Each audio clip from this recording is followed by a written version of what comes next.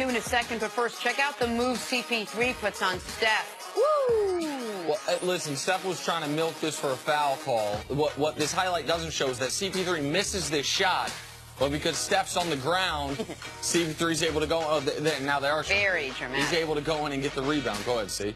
Oh, no, nothing else to add to that one. I'm just glad he didn't step on his feet. You got to watch them Under Armour shoes. Those things are good to cut grass in. You're right, Nick. He went right up and got it. Yep. James Harden with the simple in-and-out move to get free, deliver the tomahawk. Harden had 41 in the loss last night. But Harden was outstanding. I know all this talk surrounding Kevin Durant. Harden did everything for the Rockets on the offensive end. Didn't get exhausted at the end. He was great. Just obviously was not going to be enough. Also, with him being great, it didn't allow the other players to touch the ball, which I believe hurt the Houston offense in the second half. All right, finally, Steph Curry getting the steal, setting up Andre Iguodala. Wait for it. This was the culmination of an enormous sequence in the game. 2 possessions prior, the Rockets are down 3. Harden dusts Steph, gets the rim, misses a layup. Turns into a Klay Thompson transition 3. Yep. Now it's 6. The next play, Steph does this. Now it's 8, Rockets timeout. This was an enormous sequence in the third quarter. A lot of things to look at in this play. Great reaction by Steph, but amazing pass to finish it off. Absolutely. It's amazing you remember all those sequences. It's like someone else we don't know. But I tweeted about that one. Yeah, you read the stat sheet, though. I think LeBron did that before the press conference. Play-by-play. As far as the Cavs are concerned, second verse better not be same as the first. Game 1 of the Eastern Conference Finals did not go according to plan for LeBron. Scored just 15 points, turned the ball over 7 times, and had 0 answers for the Boston Celtics. But teammate Tristan Thompson isn't doubting the King will show up tonight. I mean, usually LeBron has these kind of games. The next game he does something legendary. But at the same time, you know, we can't rely on that. We got our job to do other players. We got to be able to help him and be effective. The more effective we are, the more it opens up for him. And you know, Boston does do a good job, you know, clogging the paint. So if our shooters got to make shots, if our bigs got to get offensive rebounds and finish around the rim to open stuff up, that's what we got to do. All right, CC, do you agree with Tristan Thompson there? What do you expect from LeBron and the Cavs in Game 2 tonight? I wouldn't like to rely on that. I mean, even though the Cavs have, I mean, the Cavs, let's just face it, the Cavs are not a great team, all right? They are a bunch of guys and LeBron James. LeBron James is one of the legendary players, but that's all. The rest of these players, no. So they're coming to the gym, yes, relying on LeBron to have some legendary performance. But for me, if I was on the team, I would really be trying to concentrate to make the kind of contribution that would get them a victory. This game scares me, and the reason why is because I believe Boston's a better team than Cleveland. And you can't rely on LeBron James for everything, in every situation. Just there, oh, yeah, in situations like this, typically he turns into Superman. Well, what if he doesn't? He'll lose. Yeah, Game 1 is what happens if they don't. I mean, because if he's not Superman, they're going to lose. For me, I just don't like the overall dependence upon LeBron. And there's no way that George Hill plays worse. You know, so they have some. I'm gonna take Nick Wright's theory from the Pacers series. Oh man, there's no way they can play worse. Well, I do believe with Boston's defense, they can force Cleveland and their lack of offense to playing bad. So this is a game that I'm more concerned than I had in game number 1. The reason I think you hate this mentality or you dislike it so much is because you were a great player. You didn't go into any game saying our best chance is someone else go be great. You went in a game saying, I know I can't do it by myself, but our best chance involves me being great. But I also played with other players that were a lot better than the Cavs players. And I played with 6 other Hall of Famers, and I think the expectations of what we expect from each other was high. That's exactly my point. Like the Cavs are, absent of LeBron, they would be excited about how many ping pong balls they have in tonight's NBA lottery. That's what they are. If you're a team whose best player is Kevin Love, particularly post-Kyrie trade, you're a team that is one of the 7 or 8 worst teams in basketball.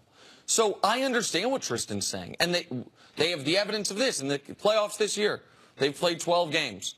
4 of them, LeBron's been mediocre, making less than 12 shots. Mediocre or just bad to okay, right? They're 0-4. In 8 of them, LeBron's been outstanding. they're 8-0. Like, they go as LeBron goes. Is it an unfair burden? Absolutely. Is it for me frustrating when I see other great players, the ability they have to rely on other great players, and then seeing what LeBron has to do? Of course. When you see LeBron's game one was the reason they get blown out, statistically it was almost the exact game one Steph Curry just had in a blowout win. Does it seem like, yeah, there's decks a little stacked? Sure. But that is that's the choice LeBron made. LeBron was a free agent. LeBron went to Cleveland. Right. Well, LeBron went to a different Cavs team than this one, but sure, I agree with you. We can't feel sorry. He has basically controlled that roster. Outside the Kyrie trade, he's controlled the roster. Well, the Kyrie trade is an enormous, but you're right. Like, he could have gone anywhere he wanted. He didn't have to sign 2 years ago a 2-year contract, which gave the power to Dan Gilbert to not bring back the GM to trade Kyrie. But to whom much is given, much is expected. Like, what does LeBron need to do tonight? He needs to go out and remind everyone that not only is he the best player in the world, but it's not even close. What does LeBron need to do tonight? He needs to combine for close to 50 points via scoring and assists. Like, that's what he has to do. That is their path to victory. Why do I think he can do it? I've seen him do it half a dozen times just this postseason. I mean, it is an unfair burden, but that's the burden he signed up for. But you will say that the two defenses that he faced in the Pacers and the Raptors are not in the same stratosphere as what the Celtics offer. And they didn't have home court. They did have home court against Indiana. The Raptors offered no resistance. The Raptors were beaten before that series started. Yes, the Celtics have a better defense, and the Celtics have home court.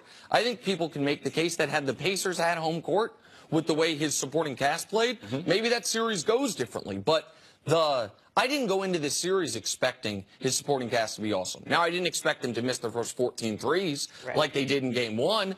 But how are they going to win? LeBron's going to have to be spectacular. But his supporting cast has also watched him do this. Every time he goes out and has one of these games, he pulls them by the bootstraps, and they win every single time. So, of course, they know they don't see him going out, having a bad game, them losing, then him going out and doing the same thing over again. They don't have any recent history of doing this. But I ask you, what are your expectations from LeBron tonight? You're usually pretty good at predicting what the next game is going to be. I think LeBron will have around 37, 38 points and around 10 or 11 assists. With help? And if he don't, the season's over with. So you believe if they lose tonight, the season's over?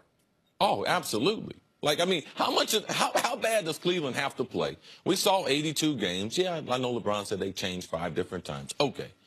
How many games do we have to see with them playing bad to think, man, this is not a good basketball team? See, that's what I've been on that. Man, they're not a good basketball team. I didn't think they were going to make it to the finals. You could only, in these intense environments, you can only play so many minutes of bad basketball. And to me, the Cavs, they're just not a good team. They don't have people that are athletic and go off the dribble. As far as shot makers, who do they have besides LeBron James? Kevin Love, wow, is he really a number 2? And if he is your number 2, how good can your team be? They're undersized. They're under-athletic. I mean, they don't have a deep rotation. Not very good defensively. In this particular series, they have a distinct disadvantage in my eyes on the coaching, on the bench. But here's the thing. This has been a point of contention with us all year. But we actually agree on it. I agree with you the Cavs are not a great team. All year long, I've never once said I think they can win the championship. But all year long, I have said this. I think this player and this player alone is good enough to get them to the finals. LeBron and LeBron alone was good enough to get them through the first round. In the second round, he was great. His teammates were good. Toronto fell apart, and they sweep that series. I have seen Boston be 2 different teams, home and road. I expect Boston to be very good tonight. I expect LeBron to be better. I expect LeBron to be good enough that they steal home court advantage back from him. Have we, by any chance, underestimated how good this Boston Celtics team is? I haven't. Okay. I haven't. They are a good team. They are still absent of a star. But in team sports, when you have that type of chemistry that they have, they're an elite defensive team. So anytime you can be an elite defensive team in the NBA, and we try to act as if they don't have talent. No, they do have talent. They do have a lot of players who make, wow, this kid starting on someone else's team. Yeah, they have a backup point guard who's also a starting point guard. So, yes, it's hard to say, wow, they don't have. Man, who they don't have. But you have to talk about who they do have. And if you're, to C's point, if you are an elite defensive team and not an elite offensive team, we almost always underrate you to a degree. We talk about how terrible that Sixers team that Iverson took to the finals was. But they had a defensive player of the year at center. They had great defensive players. So the Celtics are the #1 defense in the NBA for a reason. That part maybe has been underrated by a lot of members of the national media. All right, let's take a break. Hey, coming up, how